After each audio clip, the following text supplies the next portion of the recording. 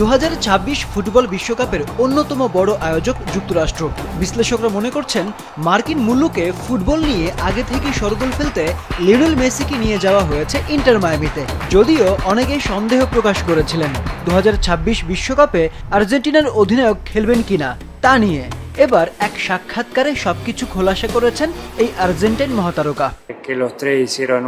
যুক্তরাষ্ট্র ভিত্তিক গণমাধ্যম এনবিসি নিউজকে দেয়া সাক্ষাৎকারে মেসি কোনো রাগঢাক না রেখেই বললেন 26 বিশ্বকাপে দলকে প্রতিনিধিত্ব করতে অধীর আগ্রহে অপেক্ষা করছেন।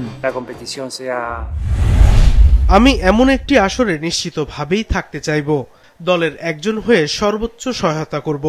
জাতীয় দলের হয়ে খেলা আমার কাছে সবসময় স্বপ্নের মতো, তাও আবার বিশ্বকাপের মতো আসরে। তবে শরীর কতটা সায় দিবে সেটাও গুরুত্বপূর্ণ। আমি চেষ্টা করে যাচ্ছি। যুক্তরাষ্ট্র নিয়ে কথা বলতে গিয়ে বার্সেলোনার দিনগুলোর স্মৃতিচারণ করেন মেসি। তবে মায়ামিতে বেশ স্বাচ্ছন্দ্যে আছেন বলে জানান তিনি। আমি বার্সেলোনাকে খুব মিস করি, কিন্তু মায়ামি আমাকে বেশ ভালোভাবে বসবাস করার সুযোগ করে দিয়েছে। আমি উপভোগ করছি, শান্তি পাচ্ছি, আমার বাচ্চারা বেড়ে উঠছে। সবশেষ কাতার বিশ্বকাপে আর্জেন্টিনাকে চ্যাম্পিয়ন করানোর পাশাপাশি সেরা খেলোয়াড়ের পুরস্কার গোল্ডেন বল জিতেছিলেন লিওনেল মেসি।